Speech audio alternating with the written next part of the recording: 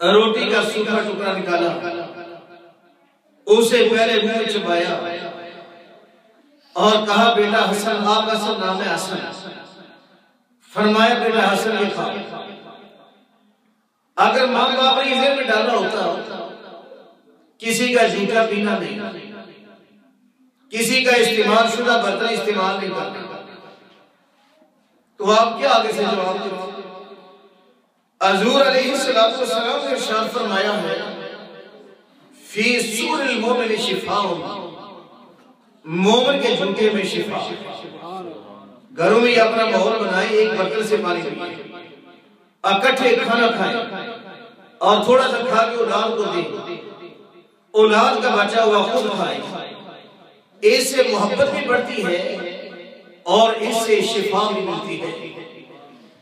اور جو ہی آپ نے ٹکڑ کھایا، خدا تعالیٰ کی شان کہ آپ کے جسم پاک میں اللہ رب العالمین کا عشق آ گیا، یعنی عشق اور بڑھ گیا، اور آپ اسی تلاش میں لگ گئے کہ میں اللہ پاک کو راضی کروں۔ اللہ اکبر، عشق کی منزل یہ بڑی اونچی ہے، لیکن ہم بھول جاتے ہیں۔ فرمایا بابا بلے شاہ قصوری رحمت اللہ تعالیٰ علیہ نے کہنے کہ بلا پلیا تے نظر عنایت ہو گئی، کی ہویا جی کمار بلیا، بھول کے نہیں بھولتا نہیں ہوتا گناہگار بلا، کوئی آر بلیا کوئی پار بلیا، کوئی چاہ ادوشکار بلیا، اور نہیں بلیا آمنہ دا لال جیڑا ایس تلوار نہیں بلیا۔ یعنی ہم بھول جاتے ہیں کمزور لوگ، اور استقامت کے ساتھ قائم رہنا یہ کسی کا کام ہے۔ اور حضرت خواجہ یہ امام رضا رضی اللہ تعالیٰ کی اولاد میں سے ہے۔ ایک ایمان فروز حدیث پاک سماعت فرما لیں، ابن ماجہ سیاستہ کی کتاب ہے، جو کہ ابن ماجہ کے مصنف جو ہے ان کے استاد ابو سعد حربی ان کا نام ہے، انہوں نے یہ واقعہ نقل کیا ہے امام رضا علیہ السلام کے حوالہ سے۔ فرماتے ہیں کہ نیشی اپول محدثین کی سرزمین ہے، اور وہاں امام رضا تشریف لائے، محدث کٹھے ہو گئے، کہنے لگے کوئی حدیث سناؤ، کیونکہ فقر کے حالات کے مطابق عوام کا جمع غفیر کٹھا ہوتا ہے۔ جیسے اس دور میں کوئی گانے والا آ جائے یا گانے والی آ جائے تو کیا خیال ہے پاکستانی ہماری کمیونٹی کی کتنا ایمان تازہ ہوتا ہے؟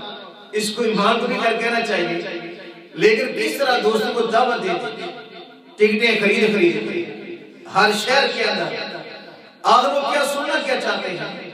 کوئی گانا بجانا، کوئی ماں یا کوئی تھوڑا، اور اس سے ان کو ایمان کو کیا ملتا ہے یہ آپ بھی جانتے ہیں، میں بھی جانتا ہوں، لیکن اس بات پر وقت ضائع نہیں کرنا چاہتا کہ ہر دور میں جمع ہوتے ہیں، لیکن دور کو یہ تھا کہ اس دور میں لوگوں کو حدیث سے پیار تھا، حدیث سے محبت تھی، لوگ جمع ہو گئے۔ امام رضا سے کہنے لگے کوئی ایسی حدیث سناؤ کہ جس حدیث میں تمہاری جد کے علاوہ، تمہاری نسل خاندان کے علاوہ کوئی اور راوی بیچ میں نہ آئے۔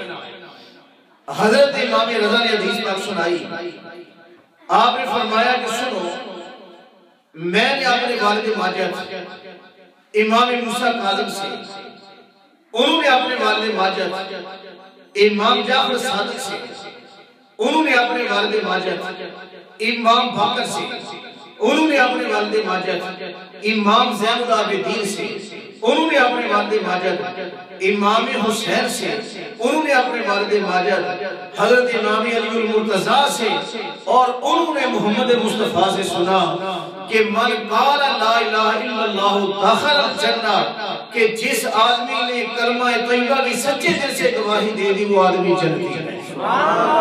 اور فرمایا شرط یہ ہے کہ اس کے دل میں ہماری محبت ہو، اہل بیت کی محبت ہو۔ اگر یہ محبت نہیں تو اس کا کلمہ، اس کی نماز یا حج یا وضو کیا قبول ہو سکتے ہیں؟ کہتے ہیں اگر نمازی اسی کی، اذانی اسی کی، جسے پنج تن کا گرانہ ملا ہے، بولے جسے پنج تن کا گرانہ ملا ہے۔ اور کتنے خوش نصیب ہیں آپ لوگ کہ جن کے دل میں صحابہ کی بھی محبت ہے اور اہل بیت کی بھی محبت ہے۔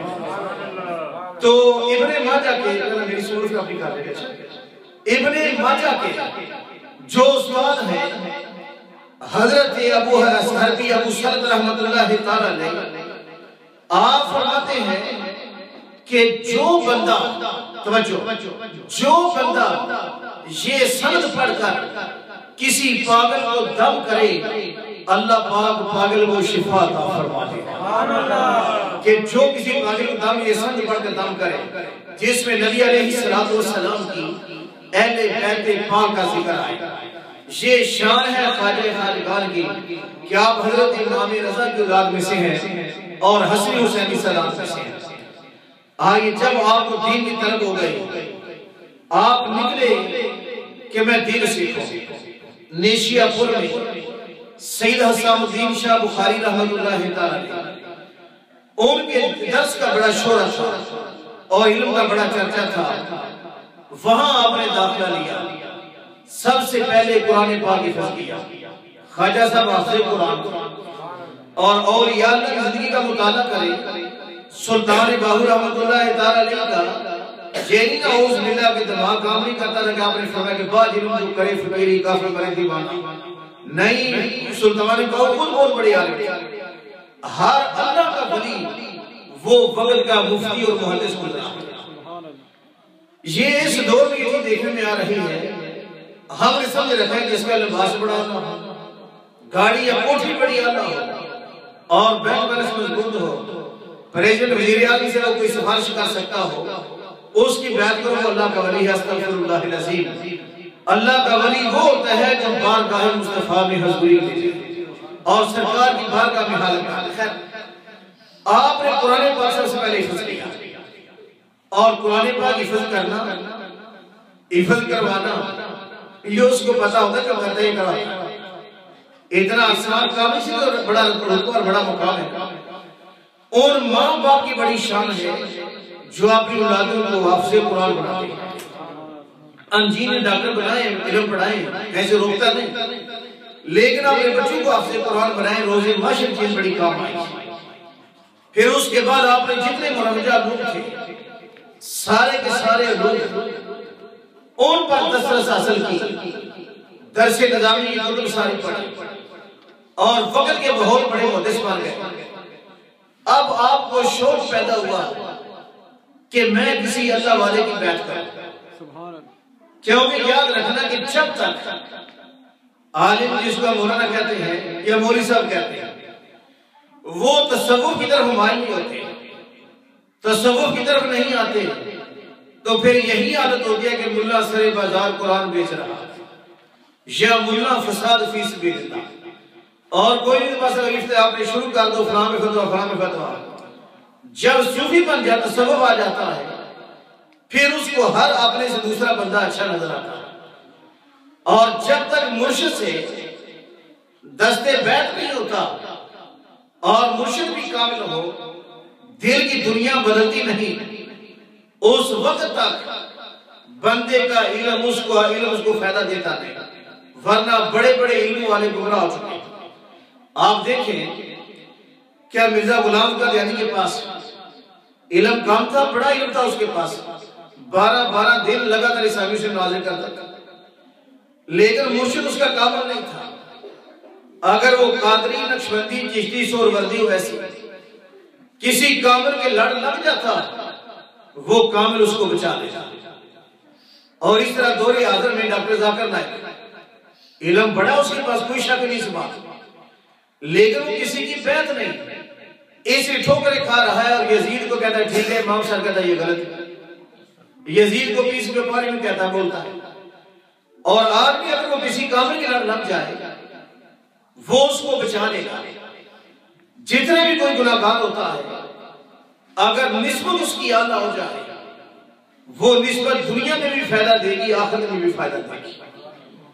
حضور خواجہ خواجگار کے بارے میں آتا ہے کہ آپ بغداد شریف گئے اور حضور پیران پیر شیخ عبدالقادر جیلانی محبوب سبحانی ایک روایت میں آپ سے ملاقات ہوئی، میں ملاقات والی روایت آپ کو سناتا ہوں۔